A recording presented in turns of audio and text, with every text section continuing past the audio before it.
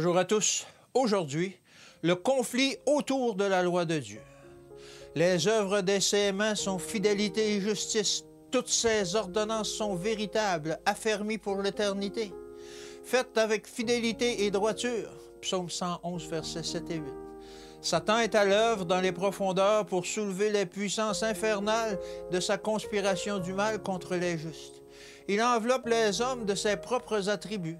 Les anges du mal, unis aux hommes pervers, feront tous leurs efforts pour harasser, persécuter et détruire.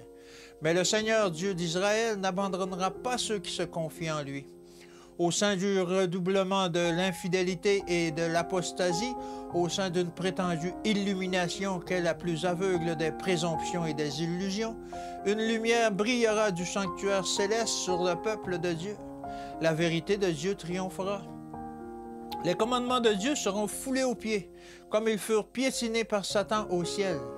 À moins que Dieu ne répande sa puissance et sa grâce pour convertir l'âme, aucune tentative ne sera faite pour s'opposer à Satan. Mais les hommes tomberont sous sa domination et deviendront ses prisonniers consentants.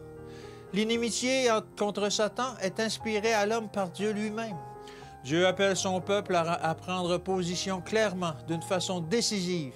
La juste ferveur avec laquelle le Christ dénonça toutes les abominations de notre monde, la pureté immaculée qui rendait manifeste la corruption de ceux qui trompaient le peuple par une apparence de sainteté, excitèrent une violente hostilité contre Jésus. Aujourd'hui, la même attitude de la part de son peuple suscitera la même réaction. Chaque personne se rangera sous l'une des deux bannières. Les élus, les fidèles, se tiendront sous la bannière ensanglantée du prince Emmanuel, et tous les autres sous l'étendard de Satan. Tous ceux qui seront du côté de Satan s'uniront à lui pour honorer le faux sabbat, rendant ainsi hommage à l'homme de péché qui s'élève au-dessus de tout ce qu'on appelle Dieu et qui espérera changer les temps et la loi.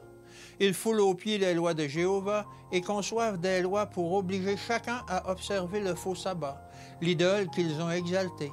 Mais pour le peuple de Dieu, le jour de la délivrance n'est pas très éloigné. Je voudrais que tous puissent apprécier la façon merveilleuse dont Dieu travaille en faveur de l'homme. Pour les anges déchus, il n'y a pas eu d'expiation. Mais pour l'homme déchu, un sacrifice excellent et complet a été consenti afin de sauver parfaitement ceux qui s'approchent de Dieu par Jésus-Christ.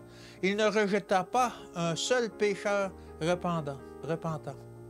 Car assurément, ce n'est pas par les anges qu'il vient en aide, mais c'est à la postérité d'Abraham, afin que l'humanité puisse se saisir de la puissance divine. Hébreux 2, verset 16. Que Dieu vous bénisse et qu'il vous garde, et à demain.